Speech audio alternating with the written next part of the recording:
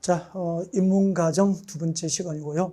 자, 우리 앞 시간에 부동산 공법이 무엇인지부터 시작을 해서 광역도시계획하고 도시군 기본계획에 대해서 기본적인 용어 설명을 드리는 부분까지 이제 강의가 진행이 됐고요. 자, 이번 시간은 그 다음에 이제 국토교육법상 가장 중요한 행정계획, 도시군 관리계획부터 이제 진도를 이어서 나가게 될 겁니다. 네. 자, 우리 앞 시간에 공부한 게 이거죠. 우리나라 국토를 개발하고 또 이용하기 위한 국토계획에는 그 체계, 국토계획 체계가 이렇게 구성이 되어 있습니다. 라고 소개를 드렸어요.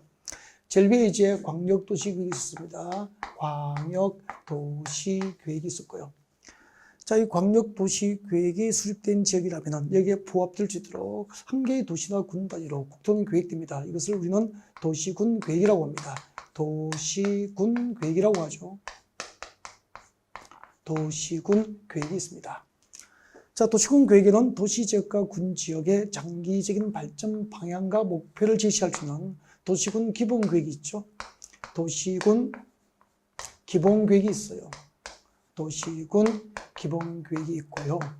그 다음에 이제 우리 앞 시간에 이 도시지역과 군지역의 기본적인 공간구조, 기본적인 도시 공간구조와 장기적인 발전 방향과 목표를 제시하는 계획이 이제 도시군 기본계획이 되죠. 자, 이렇게 기본계획에서 이제 도시 단위로 군 단위로 장기적인 발전 방향과 목표가 제시되면은 그게 부합될 수 있도록 도시지역과 군지역의 토지를 실제적으로 관리하기 위해서 구체적인 정책 6개를 정책으로 입안하고 결정할 수 있는 행정계획을 도시군 관리계획입니다. 라고 했을 거예요. 자, 이번 시간에 공부할 내용은 도시군 관리계획입니다. 자, 복습하면 이렇게 되죠. 광역도시계획을 수립하는 단위가 뭐죠? 광역계획관이었죠. 이 지정된 광역계획권, 이 광역계획권 단위로 장기적인 발전 방향과 목표를 제시하는 계획은 광역도시계획이 되는 거죠. 그 다음에 한 개의 도시, 한 개의 도시나 한 개의 군 관할 구역 단위로 기본적인 공간구조, 기본적인 도시 공간구조와 장기적인 발전 방향을 제시하는 종합계획을 도시군 기본계획이라고 했어요. 도시군 관리계획이 무엇일까라고 하는 거죠. 보겠습니다. 도시군 관리계획은 특별시, 광역시, 특별자치시, 특별자치도, 특별자치도시 여기까지를 하나하나가 도시군 관리계획을 수립하는 하나하나의 도시가 되는 거예요, 이게. 네.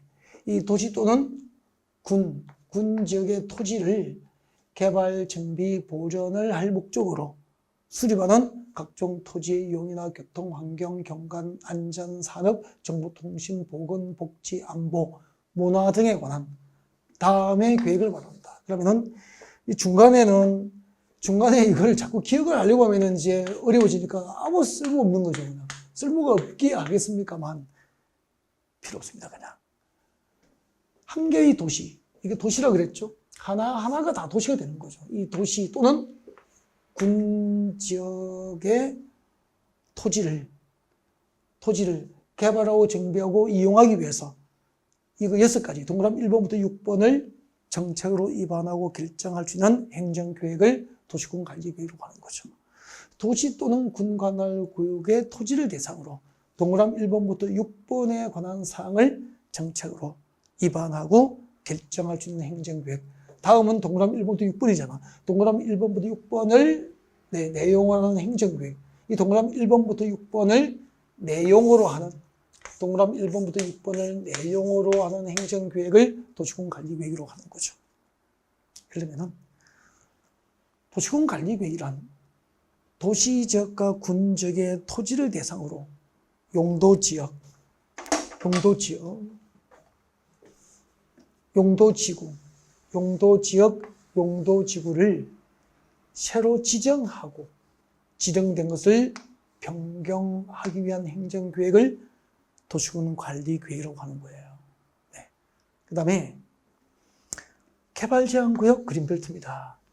도시자연공원구역, 그리고 시가와 조정구역, 수산자원보호구역 이 네 개를 용도구역이라고 합니다. 용도구역. 용도구역이라고 하는 거죠.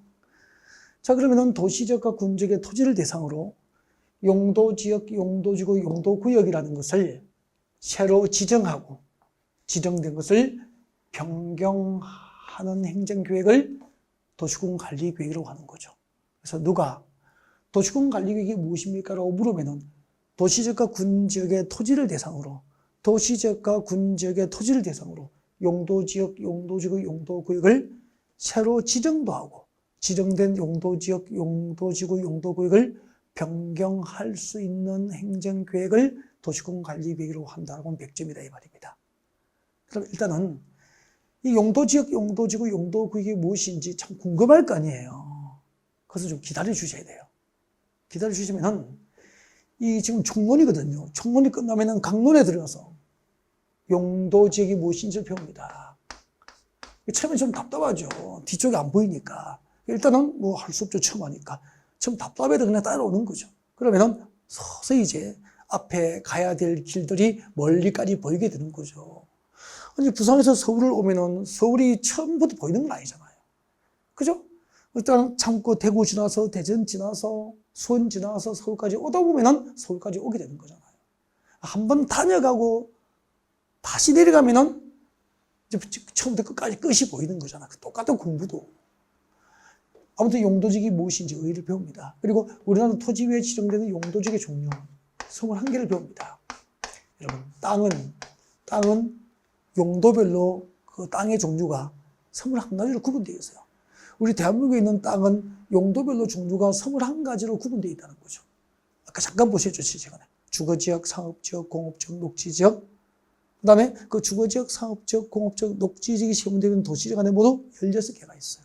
그리고 도시지역 밖에 관리지역 3개, 농림지역, 자연환경, 보존지역 이렇게 해서 21개가 있는 거죠. 그 21개의 용도지역의 종류를 배웁니다. 그 다음에 그 21개의 용도지역별 지정 목적을 배우게 되죠.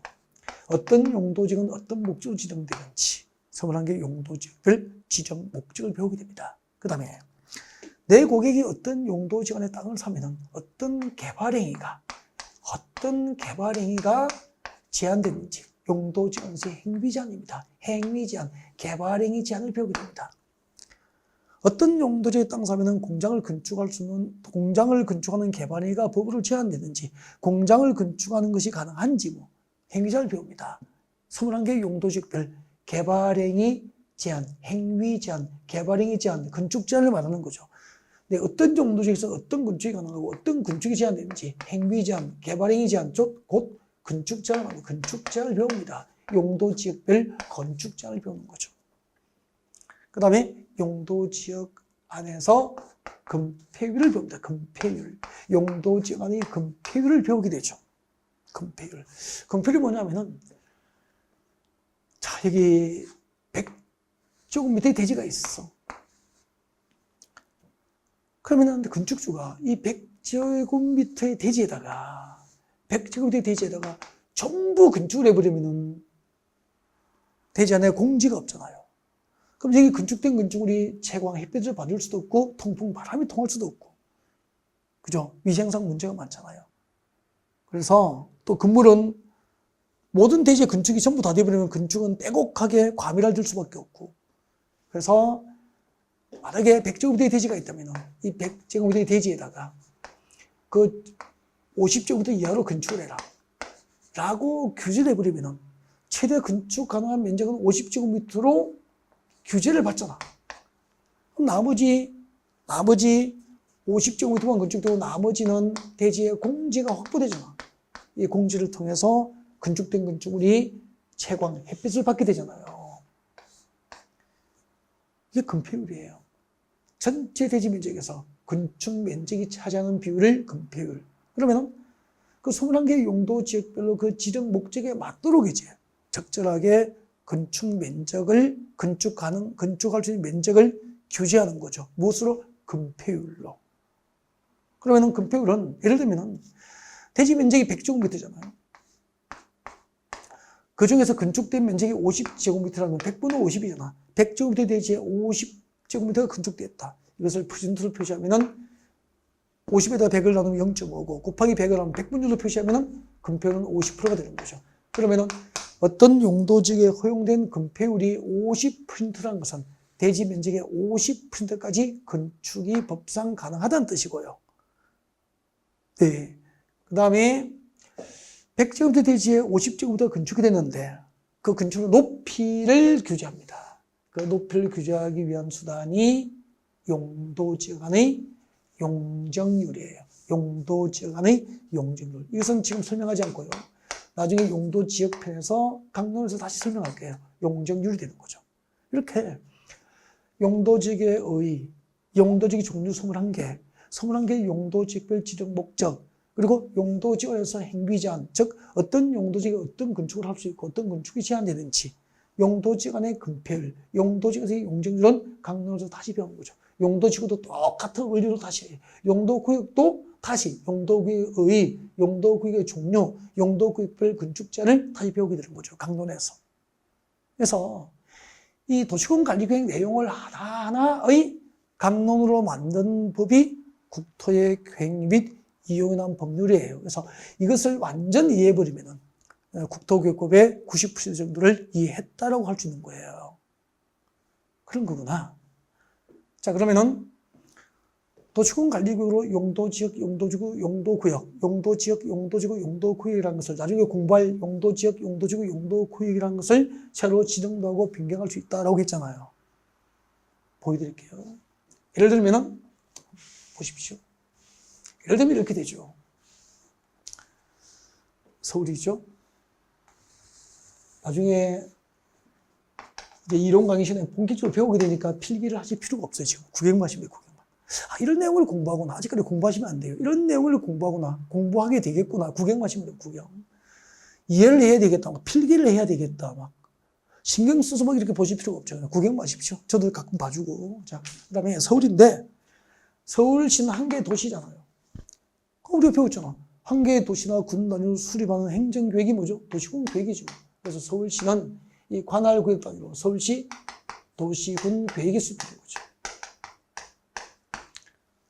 그 도시군 계획에는 서울시의 기본적인 공간 구조와 서울시의 장기적인 발전 방향을 제시하는 서울시 도시군 기본계획이 있고, 이 동그라미 1번부터 6번에 관한 사항을 정책으로 입안하고 결정하는 서울시 도시군 관리계획이 있는 거죠. 그때 서울시 도시군 관리계획에 의해서 용도지역, 용도지구, 용도구역을 지정하고 변경하는 거죠. 예를 들면, 여러분 서울은 우리 국토 가운데서, 대한민국 국토 가운데서 서울처럼 인구와 산업이 밀집되어서 이미 개발했고, 앞으로 개발, 정비, 관리, 보존이 필요한 땅을 용도 지정하면 도시지역이 돼요. 그리고 이 도시지역 안에는 서울시 용도지역은 도시지역이고, 서울시의 용도지역은 도시지역인데, 이 도시지역 안에는 다시 그 토지의 기능과 토지 특성에 따라서 토지의 용도별 종류가 크게 4가지로 구분됩니다. 도시지역 안에는 여러분이 지금 경남 진주시에 살고 있다. 전남 순천시에 살고 있다. 뭐 이렇게.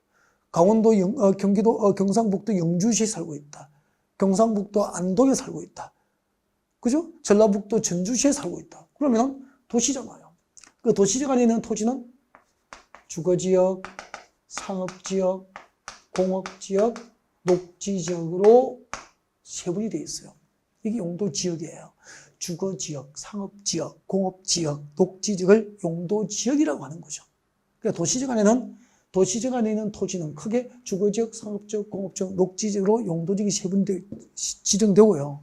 이 주거지역, 상업지역, 공업지역, 녹지지역을 다시 세부주로 나눈다는 거지. 세분하면은 도시지역 안에는 모두 16개의 용도지역이 있다는 거죠. 나중에 배울 거예요. 일단 한번 봐요. 쉽게. 주거지역이 뭘까라는 거죠. 단독주택, 서울시 관할구역에서 이 땅은 단독주택이나 공동주택, 아파트와 같은 공동주택, 즉 주거 용도의 건축을 목적으로 용도 지정된 땅이 주거지역이 되는 거지. 상업지역은 상가 건물이나 업무 용도의 빌딩, 상가 건물이나 업무용도의 빌딩, 건축을 목적으로 용도 지정된 땅이 상업지역이잖아요. 공업지역은 공장 건축이죠, 공장. 공장 건축을 목적으로 용도 지정된 것이 공업지역이잖아요. 녹지지역은 말 그대로 녹지 보전이에요, 녹지 보전. 녹지 보전을 목적으로 용도 지정된 곳이야. 그러면은 똑같은 서울시 토지지만 녹지지역으로 용도가 지정된 곳은 개발 용도입니까? 보전 용도입니까? 보전이 보전. 개발이 유보되어 있거나 보전 목적으로 지정된 땅이라는 거지. 그래서 제곱미터당 땅값이 100만 원일 수도 있는 거잖아. 싸잖아요. 100만 원도 비싸지만. 근데 주거지역, 상업지역, 서울에서 주거지역, 상업지역, 공업지로 용도지역이 지정된 곳은 주택단지나 유통단지나 산업단지 개발 목적으로 용도가 지정되어 있고 제곱미터당 땅값이 주거지역은 500만 원 할 수 있는 거죠. 상업지역의 제곱미터당 땅값은 비싸다면은 예사롭게 1000만 원 할 수 있는 거죠, 제곱미터당. 똑같은 서울에 있는 땅인데 그 땅에 어떤 용도 지역이 지정되느냐에 따라서 토지의 경제적 가치가 수십 배 차이가 나잖아요. 이렇게 토지의 경제적 팔자가 달라지는 거예요. 그죠? 우리 사람들이 갑자기 이제 벼락 출시하면, 이야, 이렇게 팔자 고쳐서 막 그러잖아요. 갑자기 부자가 됐어. 갑자기 막 도의식이 됐어. 그죠? 그럼, 야, 그 녀석 팔자 고쳤구나 막 그러잖아. 그죠? 군대 가서 사관학교 가지고, 시골 출신인데 사관학교 졸업해가지고 장군이 됐어. 팔자 고쳤다 그러잖아. 어디서 나왔느냐면은, 우리 사람이 죽잖아요. 사람이 죽으면은 묘비가 있잖아요, 묘비. 여러분 자세히 보면은 묘비에 이렇게 적는다?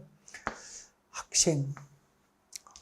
아직까지 배우고 있다, 이 말이야. 학생, 전주, 채씨, 지묘. 이렇게 적어요. 하나, 둘, 셋, 넷, 다섯, 여섯, 일곱, 8개잖아. 그죠?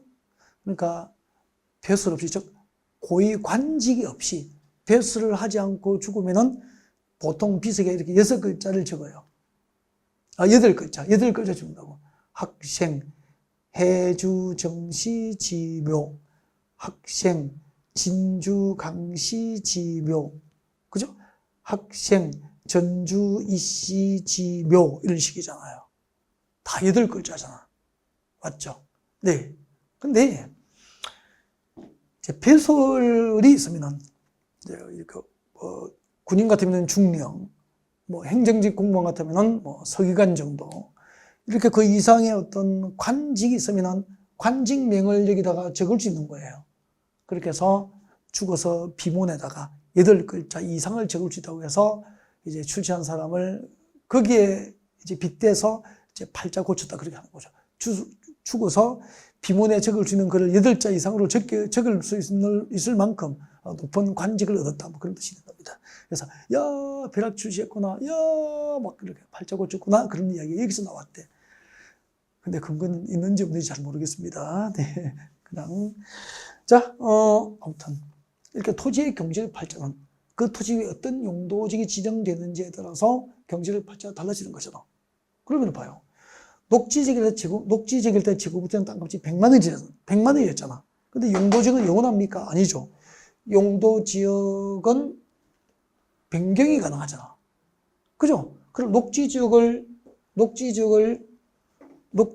서울시 녹지지역을 상업주로 변경하면은 땅값이 제곱미터당 1000만 원이 되면은, 녹지지역일 때 100만 원이잖아요. 상업주로 변경되니까 1000만 원이잖아. 땅값이 10배 오르잖아. 그러면은, 자, 이렇게 녹지지역을 상업주로 바꾸면은 용도지역 변경이고, 이런 용도지역을 변경할 때는 도시공관리계획이나 행정계획으로 정책을 입안해서 결정하는 거죠. 그럼 나중에 이제 여러분은 이제 본격적으로 그 이론 강의에 들어가면은 이런 정책을 누가 입안하지? 도시공관리계획 입안권자를 배웁니다. 누가 정책 입안권을 법적으로 가지고 있지?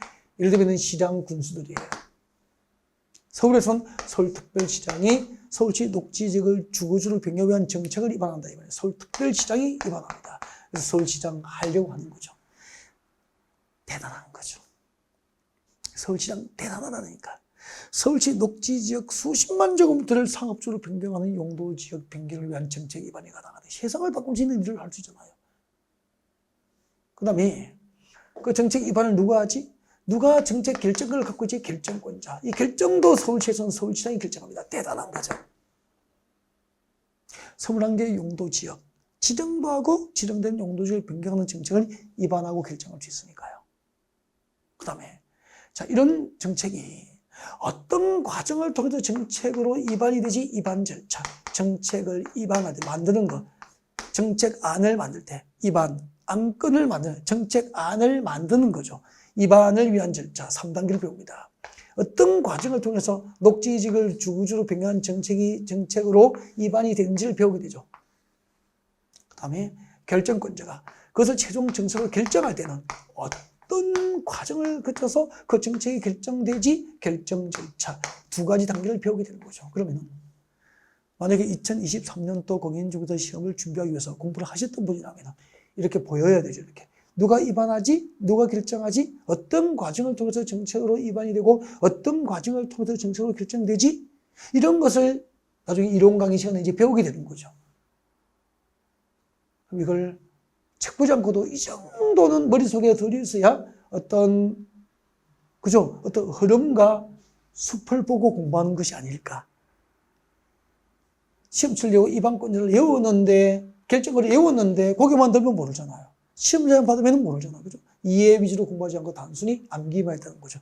전체적인 흐름과 유기적인 학습이 이루어지지 못했다는 거잖아요. 저는 항상 이 이야기를 합니다. 모든 학문을 시작하는 기본은 기본적인 개요를 이해하라는 거죠. 개요를 이해하라 그렇게 합니다. 예를 들면은 용도직이 뭐죠? 라고 물으면은 용도직이 무엇인지 그 정의된 개념을 말할 수 있어야 아는 거잖아요. 맞죠? 근데 책 보지 않고 용도직이 무엇인지 남에게 설명하거나 말할 수 없다는 것은 개념 정의가 안 된 거예요. 지구 단위 계획이 뭐죠? 라고 지구 단위 계획이 뭐죠? 라고 물었는데 말할 수 없다면은 뭔가를 공부했는데 지구 단위 계획을 누가 수립하는지 그죠? 외웠는데 어디에 지정하는지 외웠는데 반드시 지정해야 될 것을 외웠는데 지구 단위 계획 내용 의무적 포함사항 5개 외웠는데 지구 단위 계획이 무엇인지 모르더라는 거지. 그러면은 다시 공부하시는 분이라면 한 번 실패, 두 번 실패의 경험이 있으시다면 되돌아보자고. 지구 단위 계획이 무엇인지 알고 시작했는지. 그죠? 저는 저와 같이 공부하시면은 이 개요를 사례를 들어서 실제 부동산 현장의 사례를 들어서 설명할 거예요. 그래서 저하고 같이 공부하고 나면 화려하게 PPT 만들고 화려하게 설명하지는 않지만 전통적인 방법으로 강의하지만 기본에 충실하여서 그죠? 시험이 좀 얄궂게 그죠? 여러분이 공부한 대로 나오지 않고 시험이 배신돼서 나오더라도 최소한 합격해서 살아서 돌아올 수 있게는 강의한다는 거죠. 믿고 하시면 돼요. 자, 이런 주거지역, 상업지역, 공업지역, 녹지지로 용도지역을 새로 지정하거나 이렇게 녹지지역을 상업지로 변경하듯이 녹지지역을 주거지로 공업지로 변경하듯이 용도지역을 변경하는 정책으로 입안하고 결정할 수 있는 행정계획을 무엇이라고 한다? 도시군 관리계획이라고 하는 거죠. 그죠? 그 다음에 용도지구도 똑같이 이렇게 배울 거야. 용도구역도 똑같이 이렇게 배울 거예요. 일단 그 중에서 하나를 예를 들어서 설명했을 뿐인 거죠.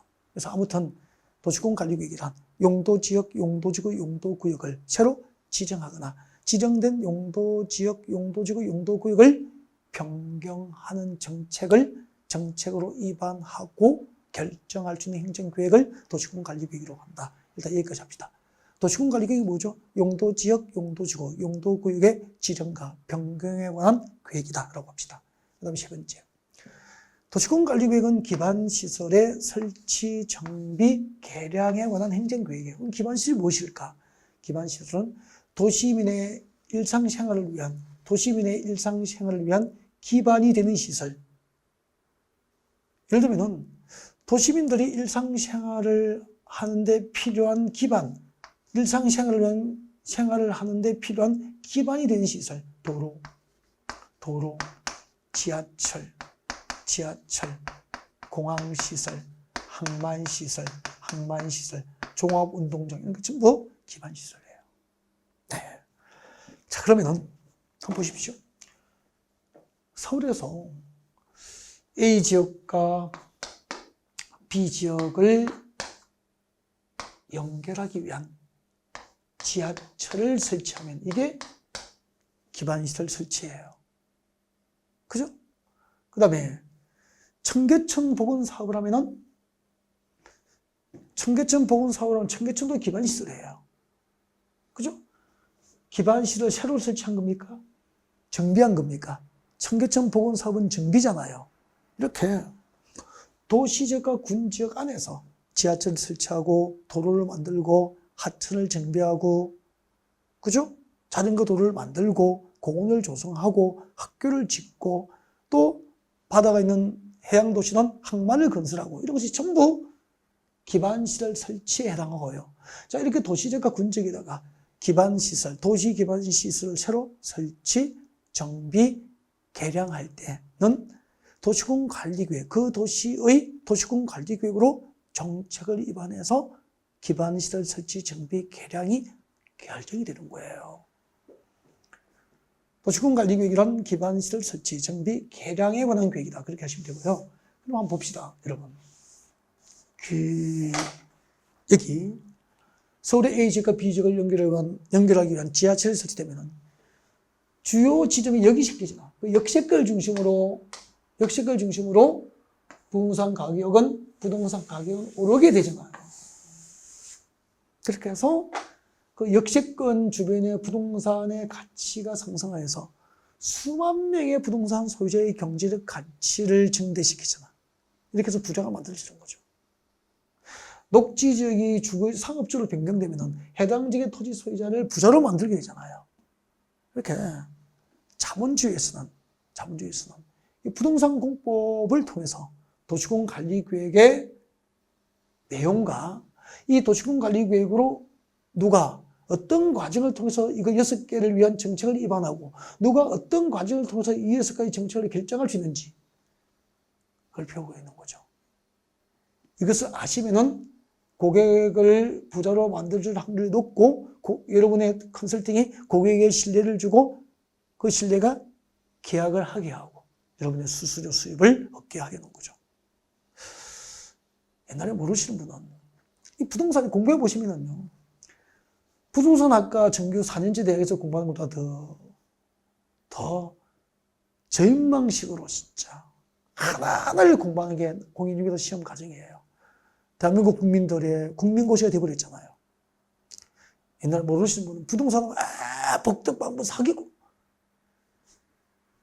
옛날에는 복덕방 개념이 아니고요, 사기꾼이 아니고요, 부동산 전문가입니다. 정말로 민법도, 그죠? 사법고시 공부하시는 분 10년 전 사법고시 1차 문제 정도 수준이에요. 공인중개사 문제가.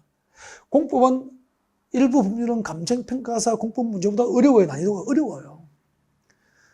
등기법, 지적법, 공시법은 법무사 과목이에요.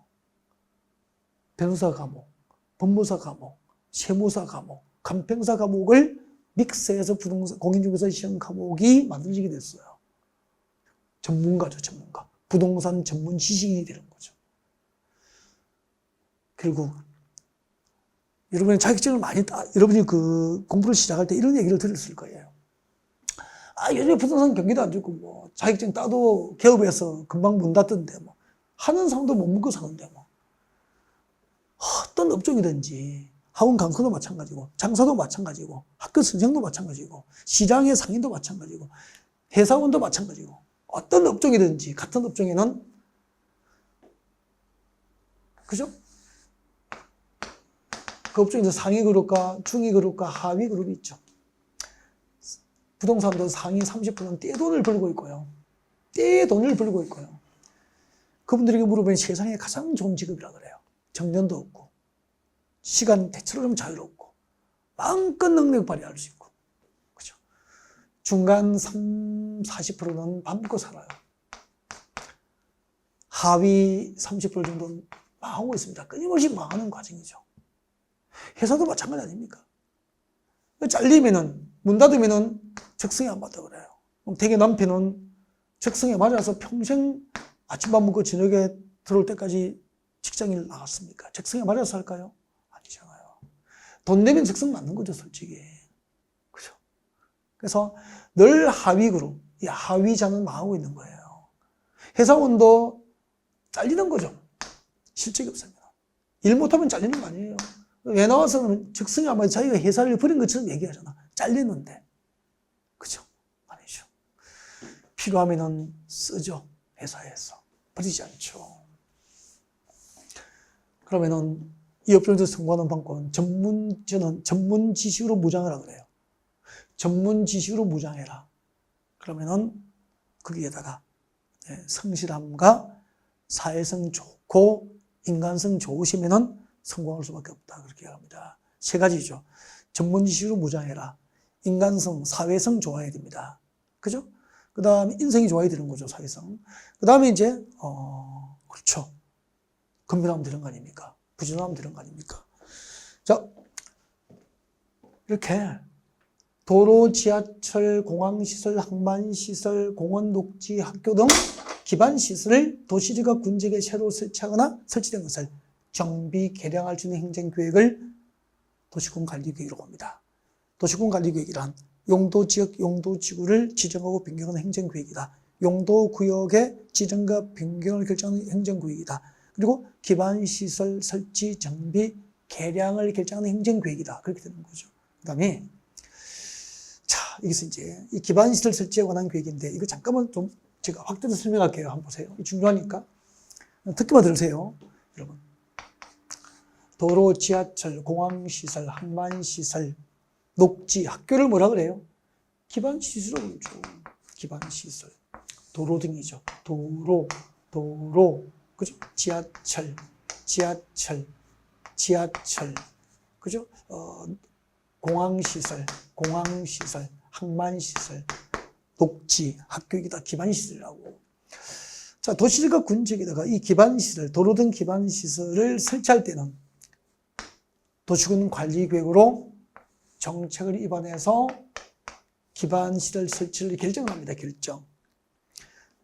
서울시 지하철 설치를 하려면은 서울시 도시군 관리계획으로 정책을 입안해서 결정하는 거죠. 지하철 설치를 결정하는 거야. 그럼 이런 중요한 정책을 결정하면은 도로 만들고 지하철 건설하고 공항을 만드는 정책을 결정하면은 그 결정을 시민에게 알립니다. 알려주는 방법이 두 가지가 있어요. 네. 행정 정보를 국민에게 알릴 때는 국민에게 알리는 방법, 알려주는 방법. 국민에게 행정 정보를 알려주는 방법은 대표적으로 이제 공고하거나 그 정보에 관한 사항을 인터넷 홈페이지, 게시판 등에 공고하거나 고시합니다. 고시. 관보나 공보를 통해서 고시하죠. 고시를 해요. 그래서 공고하고 고시는 알려주는 거죠. 근데 도로, 지하철, 공항시설, 즉 기반시설 설치를 정책으로 결정하면은 고시의 방법을 알립니다. 고시하는 거죠. 어디에? 중앙정부, 국토교통부 장관은 중앙정부잖아요. 국토교통부 장관은 관보를 발행합니다. 관보. 대학이 발행하는 신문을 학교신문 학보. 그 다음에 국토교통부 중앙정부가 발행하면 관보. 서울시청에서 발행하면 공보라고 그래요. 공보. 자치단체가 발행하면 공보입니다. 네, 시청, 군청에서 공보를 발행하죠. 그래서 이 관보 또는 공보에 게재하는 방법으로 결정을 고시해요. 그때부터 도로, 지하철 등에 대한 법상 명칭이 바뀝니다. 기반시설에서 도시군 계획시설로 바뀝니다. 도시군 계획시설로 바뀌는 거지. 다시 할게요. 여러분. 도시군 관리구로 설치, 정비, 개량을 결정하기 전까지 도로 등에 대한 법상 명칭이 뭐죠? 기반시설. 도시군 관리구로 결정 고시된 이후부터 도로 등에 대한 법상 명칭이 뭐로 바뀐다고? 도시군 계획시설로 바뀌는 거죠. 그래서 도시군 계획시설이 무엇입니까? 라고 물으면은 기반시설 중에서 이 기반시설 중에서 도시군 관리계획으로 결정된 시설을 도시군 계획시설이라고 하는 거죠. 똑같은 도로고 지하철인데 도시군 계획으로 결정하기 전까지는 그 설치를 결정하기 전까지는 기반시설이라고 부르고 도시군 관리구로 결정된 이후에는 도로 등을 도시군 계획시설이라고 부르는 거예요. 만약에 제가 장가를 안 갔다면 저에 대한 호칭이 총각이겠죠. 장가를 가고 나니까 그 이후부터 저에 대한 호칭이 뭐로 바뀌죠? 아저씨로 바뀌잖아. 똑같은 거죠. 도시군 관리계획으로 결정하기 전까지 도로 등에 대한 법상 명칭은 기반시설. 도시군 관리계획으로 결정 고시된 이후부터 도로 등에 대한 법상 명칭은 도시군 계획시설 이렇게 바뀌는 거예요. 그 도시군 계획시설을 설치하고 정비하고 개량하는 사업을 도시군 계획시설 사업이라고 하는 거죠. 도시군 좀 어렵죠 이제. 도시군 계획시설 사업이라고 하는 거예요. 그러면 우리 서울에서 도로 만들고 지하철 건설하고 만약에 공항을 만들고 공원을 조성하고 학교를 만들고 전부 서울시 도시군 계획시설 사업이 되는 거라고. 그리고 이런 도시군 계획시설 사업은 무엇으로 결정합니까? 이 도시군 계획시설 사업은 서울시 도시군 관리계획으로 도시군 계획시설 사업이 결정되는 거죠. 그래서 자, 도시군 관리계획이란 기반시설 설치 정비 개량을 결정합니다. 즉 도시군 계획시설 사업, 도시군 계획 시설 사업을 결정하는 행정계획이에요. 도로 만들고 지하철 건설하고 항만을 건설하고 공원을 만들고 즉 도시군 계획시설 사업을 정책으로 입안해서 결정할 수 있는 행정계획이에요. 그 다음에 어떤 도시지가 군지에서 신도시 개발 사업. 여러분 서울은 개발이 끝난 도시입니까? 끊임없이 대규모 택지가 조성되고 있고 도시 첨단 사업들이 조성되고 있고 유통단지가 조성되고 있잖아요. 다 도시개발 사업입니다. 그러니까 어떤 도시지가 군지역에서 대규모 주택단지, 유통단지, 산업단지 등 도시개발 사업은 도시군 관리계획으로 정책을 입안해서 사업이 결정이 돼요. 그리고 정비사업을 결정합니다. 정비사업. 이제 정비사업은 이제 나중에 배우게 될 도시 및 주거환경 정비법상 정비사업인데 들어보셨을 겁니다. 재개발 사업과 재건축 사업과 주거환경 개선 사업이 있습니다. 재개발 사업과 재건축 사업과 주거환경 개선 사업이 있어. 이렇게 신도시를 개발하는 도시개발 사업과 재개발 재건축 사업 등 정비 사업과 그리고 도로 만들고 지하철 건설하고 학교를 짓고 항만을 건설하는 도시군 계획시설 사업. 이 세 가지 사업은 도시군 관리계획은 행정계획으로 정책을 입안해서 결정하기 때문에 이 세 가지 사업을 도시군 계획시설 사업과 도시개발 사업과 정비사업, 도시군 계획시설 사업 이 세 가지 사업을 이꼴 국토계획법상 도시군 계획사업이라고 합니다. 도시계획과 군계획으로 결정된 사업이라고 해서 이름을 도시군 계획사업이라고 하는 거예요. 여러분 이것도 시험이 나왔죠. 한 4년 전에 국토계획법상 도시군 계획사업에 해당하지 않는 것은 그렇게 나온 거죠. 국토계획법상 도시군 계획사업, 즉 도시계획과 군계획으로 결정된 사업에는 세 가지가 있죠. 도시군 계획시설 사업과 도시개발 사업과 정비 사업이 있다. 이 세 가지 사업은 도시군 계획 중에서 도시군 관리 계획으로 정책을 입안해서 결정한 사업이기 때문에 도시군 계획 사업이라고 하는 거죠. 여러분 국토계획법상 도시군 계획 사업에는 세 가지 무엇이 있죠? 도시군 계획시설 사업과 도시개발 사업과 정비 사업이 있다. 그렇게 하시면 되죠. 그 다음에 도시군 관리계획이란 지구단위 계획구역의 지정 및 변경, 지구단위 계획구역을 지정하고 변경하는 행정계획이라는 거죠. 그리고 지구단위 계획을 수립하고 변경할 수 있는 행정계획이에요. 그러면 지구단위 계획이 무엇인지, 지구단위 계획구역이 무엇인지 잠깐 용어 설명을 드리겠습니다. 봐주십시오. 네.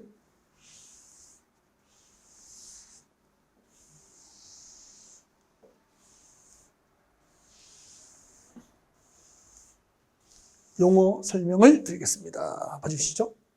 여러분, 서울시는 한 개의 도시 맞죠? 한 개의 도시, 한 개의 군 단위로 수립하는 국토계획이 뭐죠? 도시군계획이죠. 글자가 들어서 한 개의 도시, 한 개의 군을 단위로 하는 국토계획은 도시군계획이죠. 도시군계획이란 도시계획과 군계획을 말하는 거죠. 서울은 하나의 도시 단위이기 때문에 하나의 도시 단위로 수립하는 도시군계획은 도시계획이 되는 거죠. 서울은 서울시 관할구역 단위로 서울시 도시계획이 있고, 만약 여기가 경남 산청군이라면은 경남 산청군은 산청군 관할구역 단위로 군계획이 있는 거죠. 그럼 저는 한 3, 4년 정도 서울에 살다가 지금은 저기 경남 산청 고향으로 귀농을 했어요. 해가지고 3일 정도 이제 이렇게 서울에 강의를 합니다. 하고 나머지 4일은 산청에서 뭐 그렇죠. 곶감도 깎고 산청 곶감이 유명해요. 네. 곶감도 하고 또 텃밭도 갖고 뭐 고추도 심어보고 뭐 다 해보죠. 양추, 콩도 심고 검은 콩도 조금 심고 이런 식으로 네. 이것저것 뭐 재밌게 살아요. 네. 또 친구하고 뭐 이렇게 저녁이 있는 삶, 뭐 이렇게 고향 친구들하고 어울려 놀기도 하고 뭐. 물고기 잡아서 매운탕도 끓여 먹고 등산도 가고 뭐. 자전거도 타고. 보통 뭐 40, 50대에 한 번씩은 꿈꾸는 준자연인의 삶. 그러니까 서울 도시 생활하고, 그 다음에 이제 이렇게, 전원 생활을 병행하고 있는 중이에요. 네. 자, 그러면은 서울시는 서울시 관할구역 단위로 서울시 도시군 계획이 있다는 거지. 여기가 만약에 경남 산청군이라면 산청군은 산청군 관할구역 단위로 산청군 군계획이 있는 거죠. 서울시 도시가 수립하는 도시계획과 군 단위로 수립하는 군계획을 합하여 도시군계획이라고 부르는 거죠. 그러면 모든 도시는 관할구역 단위로 도시계획이 있고, 대한민국에는 모든 군 지역은 군 관할구역 단위로 군계획이 있고, 합하면 뭐죠? 도시군계획이 되는 거죠. 여러분, 서울시 관할구역 전부를 단위로 하는 국토계획이 뭐죠? 서울시 도시군계획이에요. 그 다음에 여기는 서울시 녹지지역이에요. 녹지지역. 서울시 녹지지역입니다. 녹지지역. 서울시 녹지지역이고, 동시에 용도지역이 녹지지역이에요. 녹지지역인데 동시에 그린벨트로 묶여 있습니다. 이 그린벨트가 나중에 배우게 됩니다. 정식 명칭이 특히 뭐 들으세요? 개발 제한 구역으로 묶여 있는 거죠. 개발 제한 구역을 그린벨트를 법에 쓰는 개발 제한 구역, 정식 명칭은 개발 제한 구역이죠. 그래서 이 지역은 이중으로 묶여 있죠. 녹지주로 묶어 놓고 그린벨트로 또 묶어 버린 거죠. 그러다가 그린벨트가 해제가 됐어. 이만큼이 해제가 됐다고. 그럼 여기 잘 보세요. 녹지지역에서 그린벨트에서 해제된 지역이 이만큼이잖아. 개발 제한 구역이 해제된 지역은 서울시 도시군계획 수립 대상 지역 중 일부잖아요. 이렇게 하나의 도시, 하나의 군 관할구역 중 일부 지역, 도시 또는 군 관할구역 중 서울시 관할구역 중 일부 지역 단위를 지구 단위라고 합니다. 지구 단위.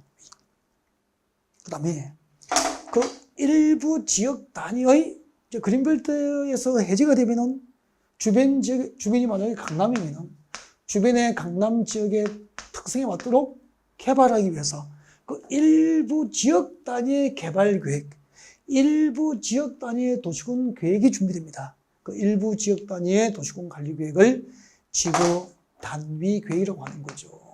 물을게요. 여러분, 한 개의 도시 전부를 단위로 하는 국토계획이 뭐죠? 도시군 계획이에요. 그 도시군 계획 수립 대상 지역 중 일부 지역 단위의 도시군 관리 계획이 뭐죠? 지구 단위 계획이 되는 거죠. 그래서 지구 단위 계획이 된 지구 단위는 도시 또는 군 관할 구역 중 일부 지역 단위예요. 그 일부 지역 단위의 개발 계획을 지구 단위 계획이라고 하는 거죠. 네. 그리고 그 지구 단위 계획을 수립하려고 개발 제한 구역에서 해제된 지역을 이제 지구 단위 계획 구역으로 지정을 도시군 관리 구역으로 정책을 입안해서 결정하여 고시하는 것이. 그러면은 서울시 주변의 그린벨트가 해제되면은 서울시에서 거기다가 지구 단위 계획 구역을 지정하기 위한 서울시 도시군 관리 구역을 결정해서 고시하게 돼요. 자, 이렇게 지구 단위 계획 구역이 지정되면은 그 지구 단위 계획 구역이 지정된 그 일부 지역 단위의 이제 개발 계획을 준비합니다. 그것이 곧 지구 단위 계획이 되는 거고, 이 결정된 지구 단위 계획에 의해서, 이 지구 단위 계획이라는 행정 계획에 의해서 그린벨트 해제지역이 개발되는 거예요. 여러분, 하나의 도시나 군 관할 구역 전부를 단위로 하는 국토계획이 뭐죠? 도시군 계획. 이 도시군 계획 수립 대상 지역 중 일부 지역 단위의 도시군 관리 계획을 무엇이라고 한다? 지구 단위 계획이라고 그래요. 이렇게 도시지역과 군지역의 도시지역과 군지역에서 지구 단위 계획 구역을 새로 지정하거나 지정된 지구 단위 계획 구역을 변경할 수 있는 행정 계획이 도시군 관리 계획이고, 또 지구 단위 계획을 수립하거나 지구 단위 계획을 변경할 수 있는 행정 계획을 도시군 관리 계획이라고 하는 거죠. 여러분, 하나의 도시나 군 단위로 수립하는 국토계획은 도시군 계획. 이 도시군 계획 수립 대상 지역 중 일부 지역 단위의 도시군 관리 계획을 무엇이라고 한다? 지구 단위 계획이라고 합니다. 일단 여기까지 도시군 관리 계획 내용 중에서 동그라미 1번부터 5번을 이제 2교시에 이렇게 설명을 드린 거죠. 마지막 6번은 잠시 휴식하고 3교시에 다시 계속 강의를 진행하겠습니다. 네.